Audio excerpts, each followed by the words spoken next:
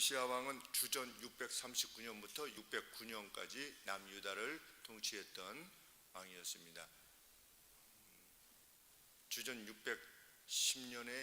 606년에 다니엘이 1차 침공에 의해서 바벨론의 침공에 의해서 사로잡혀간 것을 보면 약 1차 침공이 있기 전에 3년 전에 요시야가 죽음에 이르게 된 것입니다. 무기또 전투에서 사망합니다.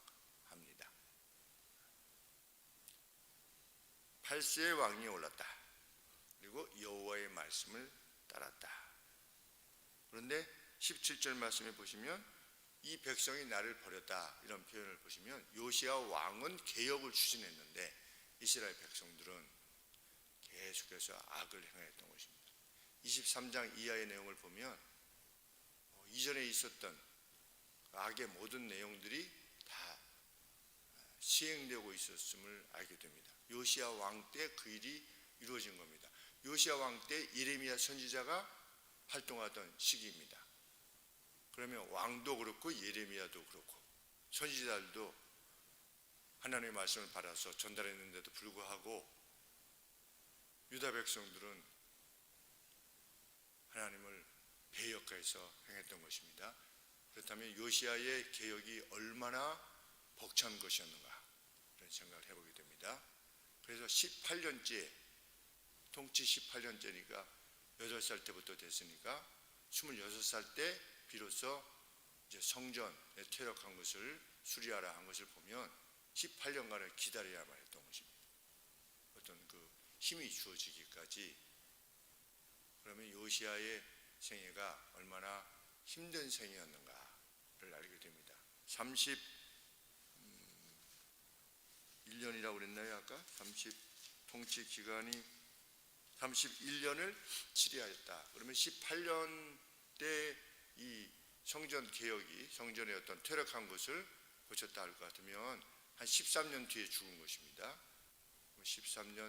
18년까지도 참 힘들었고 그 이후에 13년 역시 결코 쉽지 않은 생애를 살았다고 하는 것을 알게 됩니다.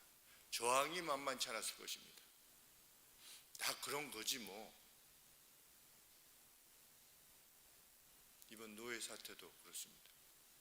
다 가까운, 어떻게 할 수 없는 친한, 그리고 다른 노예에 속한 목사님도 그곳에 계셔서 이 일을 제기했을 때 이거 옳지 않은 거 아니지 않습니까? 라고 했을 때 나는 그와의 친분이 참 오래되었다.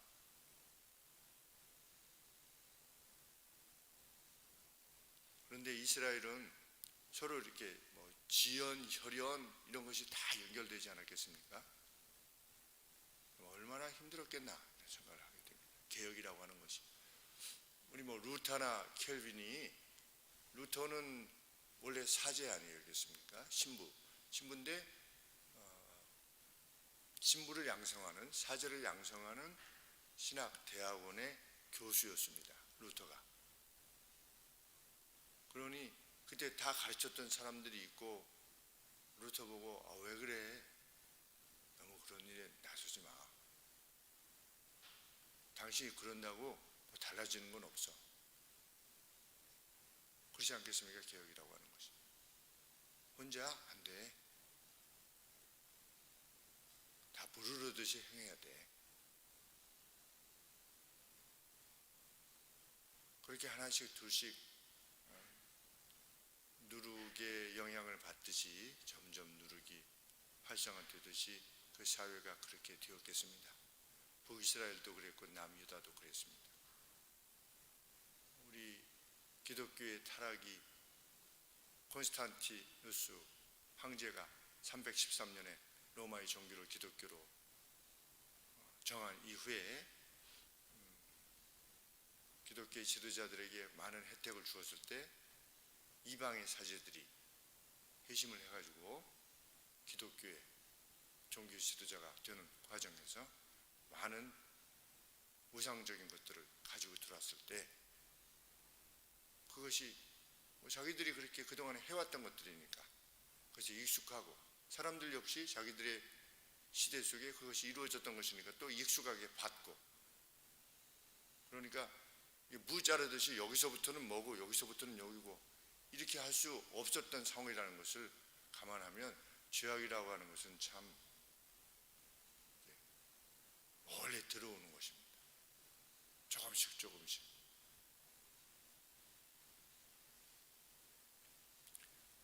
성전에 퇴락한 것을 수리하다가 성전 본을 발견한 겁니다.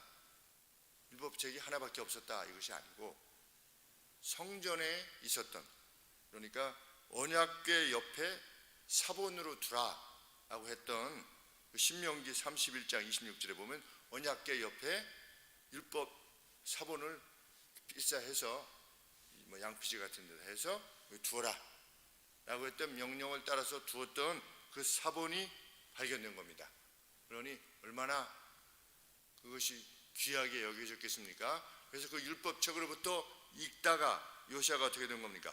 그 옷을 찢으면서 슬픔을 피한 겁니다. 왜냐하면 하나님이 이렇게 하라라고 그 모든 다른 사본도 물론 있었겠지만 그 율법책 옆에 있었던 것은 정말 오래된 거 아니겠습니까?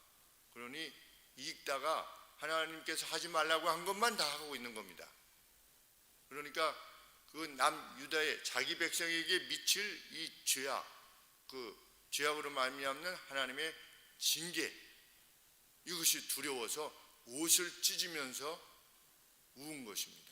그리고 자기 백성들이 지금 행하고 있는 죄악뿐만 아니라 자기 조상들이 변함없이 하나님을 대적해서 행해왔다는 것을 인식했을 때 요아스가 옷을 찢으면서 울 수밖에 없었는데 대단한 경건이다 이런 생각이 듭니다. 이 시대에 우리의 교회들이 또 우리 자신들이 하나님 말씀에 비춰봤을 때 이거 도저히 아니다 했을 때 이거 아니잖아 뭐 이런 정도가 아니라 교회가 타락하면 징계가 옵니다. 그것은 성경의 가르침입니다. 옷을 찢으면서 울어야 될 때라 이렇게 여겨집니다. 실로 어제 SBS에서 종교학자가 나와가지고 종교가 어떻게 됐느니 저렇게 됐느니 또 멸시하는 그런 내용들이 방영되기에 다른데 보지요. 뭐 뻔한 내용인데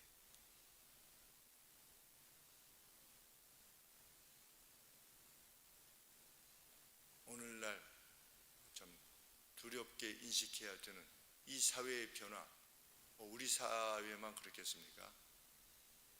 미국 사회도 마찬가지고 복음적 가치를 상실하고 개개인의 자유, 방종 이런 것들이 더 확장되어 가는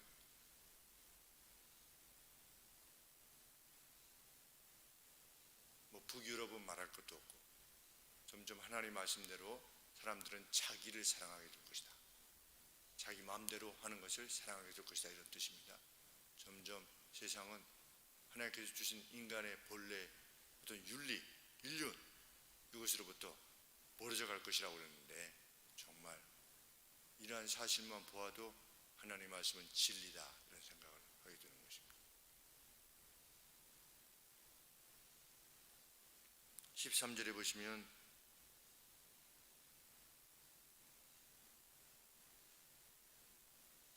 우리 열조가 이 책의 말씀을 듣지 아니하며 이 책에 우리를 위하여 기록한 모든 것을 준행치 아니하였으므로 여호와께서 우리에게 발하신 진노가 크도다.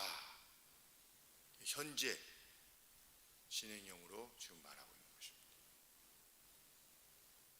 그래서 예루살렘에 거주하던 여선지자 훌다에게 사람들을 보내어서 하나님의 말씀을 듣게 합니다. 이 내용을 봐도 이 훌다라고 하는 여선지자, 당시에 뭐 예레미야 선지자도 있고 여러 선지자들이 있었는데 훌다라고 하는 여선지자에게 사람을 보내어서 하나님의 뜻을 물었습니다. 요시야 왕이 여성을 무슨 폄하한 것이 아닙니다. 이 구약 시대에도 여선지자가 있었던 겁니다. 여선지자가 있었다고 하는 것과 여성이 남성을 주관하는 것을 허락지 아니한다는 것과 다른 것입니다. 하나님이 여성도 사용하신 겁니다. 여선지자로 사용하신 것입니다. 미리암도 하나님이 사용하셨죠. 모세의 누이 미리암도 여선지자 아니겠습니까? 하나님께서 사용하셨습니다. 그러니까 여선지자였기 때문에 너만 하나님이 대장하라고 하나님이 그러셨냐? 나도 선지자인데 그런 생각을 가질 수밖에 없었던 것입니다. 성경이 무슨 남성 위주의 생각을 가지고 있어서 이렇게 했다, 그것이 얼마나 어리석은 생각인가를 알게 됩니다. 많은 사람들이 있었지만 제사장도 있고 대제사장도 있고 예레미야 같은 선지자가 있어도 여선지자 훌다에게 가서 하나님의 뜻을 물으라 그렇게 한 것입니다. 그리고 고린도 교회 같은 경우도 교회 내에 여성이 예언하는 내용이 있습니다. 그 예언은 무슨 앞에 있는 사건을 말하는 것이 아니라고 제가 누누이 말씀드렸죠. 하나님의 말씀을 풀어서 하나님의 뜻은 이러이러합니다 라고 하는 여선지자가 예언하는 이가 있었던 겁니다. 여성이. 그럼에도 불구하고 여성이 남성을 이렇게 다스리는 것을 허락지 아니한다, 교회 내에서. 그럼 왜 여자 전도사님은 설교하시는가? 목사의 어떤 지도하에 있을 때, 그것이 허락되어질 때 그 권위하에 말씀을 전하는 것이 허락되어지는 것이다. 그리고 교회는 그렇게 해왔죠.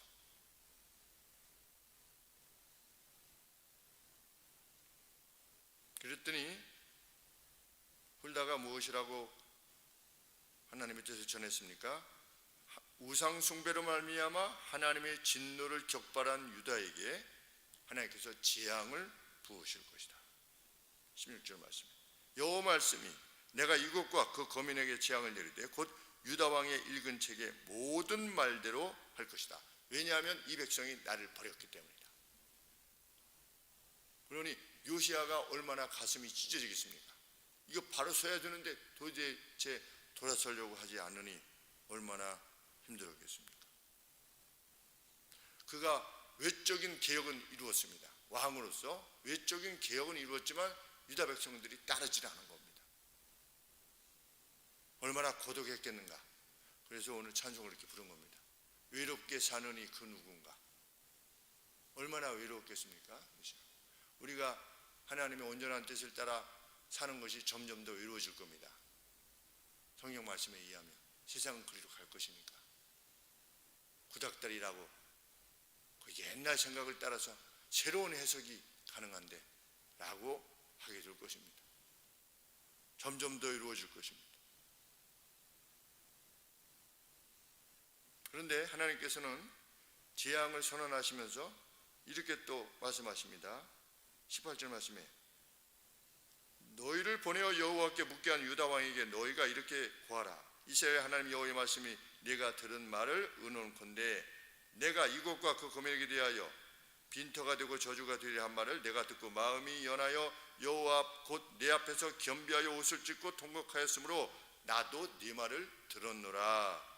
그러면서 무엇을 약속하십니까? 20절에 그러므로 내가 너로 너희 열조에게 돌아가서 평안히 묘실로 들어가게 하리니 내가 이곳에 내리는 모든 재앙을 내가 눈으로 보지 못하리라. 너는 마치 여로보암의 아들이 의로운 하나님 앞에 엎드렸던 그 의로운 아들만 하나님이 먼저 불러가시지 않았습니까? 화액 전에, 저주가 있기 전에 먼저 불러가서 그 고통에 직면하지 않도록 병으로 하나님이 불러가시지 않았습니까? 그것처럼 요시야 너도 어떻게 할 것이다. 내가 죽은 다음에 이 일을 행할 것이다. 하나님이 이렇게 약속하신 것입니다. 그래서 그 비참한 일이 있기 전에 606년에 이제 3년 뒤에 다니엘이 사로잡혀가는 1차 바벨론 침공이 있는 것입니다. 그러니 606년에 사로잡아갔으니까 오자마자 사로잡아간 것이 아니라 준비하고 와서 공격하고 그것을 방어하고 이런 과정을 보면 한 608년 정도의 침공이 왔겠죠. 바벨론의 느부갓네살이 아직 정식 왕이 되기 전에 아버지하고 같이 이렇게 공동으로 역할을 감당했습니다. 느부갓네살이 자기 아버지 왕하고. 근데 와서 이제 공격을 할 때 그러니까 불과 1, 2년 뒤에 바벨론의 침공이 있었던 겁니다. 그런데 요시야가 그것을 보지 않고 죽은 겁니다. 하나님이 그 약속을 하시는 겁니다. 의인을 악인 가운데 함께 멸하시지 아니하시는 하나님의 역사. 그래서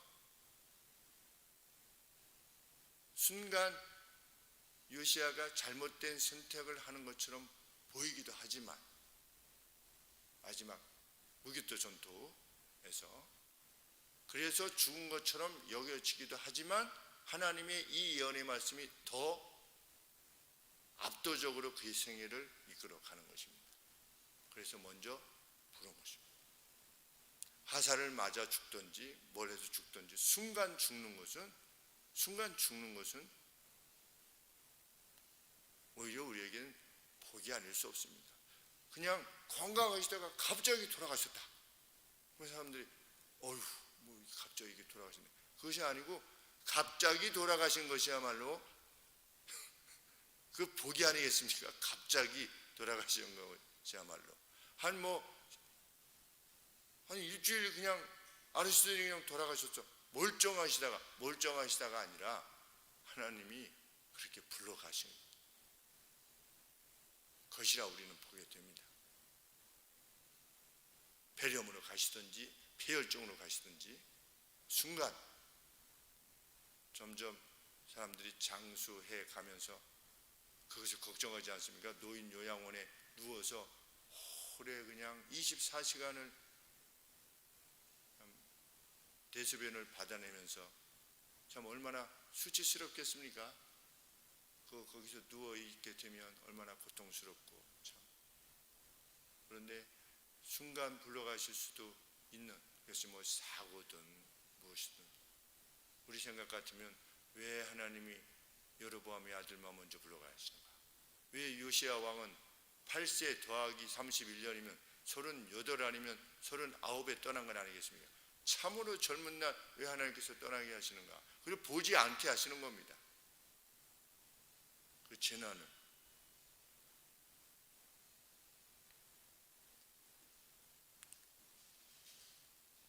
우리는 배교한 백성들을 위해서 옷을 찢으면서 울었던 요시야 왕을 하나님께서 돌아보셨다는 것을 보게 됩니다. 온 세상을 멸하시는 가운데 노아의 식구들을 하나님께서 남기시는 것처럼 하나님은 어떻게 그럴 수 있는가? 그럴 수 있다는 겁니다. 누구의 생애가 또한 그랬습니까? 그렇게 해서 잡혀갔던 다니엘과 또 다니엘의 세 친구, 그 가운데서도 하나님은 하나님이 어떤 분이신가를 이방의 수도의 현장에서 드러내실 수 있으신 분이시다. 오늘도 마찬가지인 것입니다. 참 의로운 롯이 악인들 사이에 살면서 고통받았듯이 누군가 고통받는다 할지라도 하나님은 거기서 건져내신다. 하나님은 하나님께서 보호하시는 보호하심의 어떤 것인 것을 드러내신다. 시대가 터가 무너져도 하나님께서 지키실 수 있으신 분이시다. 그래서 하나님은 공의로우신 분이시며 자기 뜻을 쫓아 행하는 이 일을 어떻게 대하시는가, 하나님의 그 자비와 능력이 어떤 것인가를 분명히 드러내신다. 성경의 가르침입니다. 오늘 우리는 시대의 어떠함에 대해서 참 하나님 앞에 옷을 찢으면서 그것은 그러면 나는 어떻게 되나 이것이 아니고 이 분명히 이 재난에 직면하게 되는데 그 개인이든 아니면 공동체든 이거 어떻게 하나 옷을 찢으면서 우는 울음으로 주 앞에 있기를 참 먹든지 마시든지 무엇을 하든지 하나님의 영광 그의 나라와 그의 영광을 위해서 행할 때 하나님은 그러한 자기 백성을 반드시 돌보신다. 이 하나님의 약속이 우리에게 큰 용기가 되어지는 이 아침이 되기를 또한 원합니다. 기도하겠습니다. 하나님 아버지, 여전히 우리 하나님께서는 왕이십니다. 세상이 어떠하든지 관계없이 우리 하나님은 왕 중의 왕이십니다. 그리고 자기 백성들을 지켜오셨습니다. 온 세상에 복음을 확장시켜 오셨습니다. 하나님, 우리는 곧 그 반열에, 의인의 반열에 서게 될 것입니다. 하나님, 그날이 있기 전에도 하나님의 보호하심을 입어 저희들이 이 땅을 살게 될 줄 믿습니다. 사는 것과 죽는 것이 일반인이란 확신과 믿음을 주셨음을 감사합니다. 그런 믿음을 지닌 자답게 말하고 행동하고 결정하여 크리스찬들만이 지닐 수 있는 영원한 생명과 영원한 소망을 지닌 이들만이 행할 수 있는 인생, 세상에 밝히 드러내게 하여 주시옵소서. 예수님의 이름으로 기도합니다. 아멘.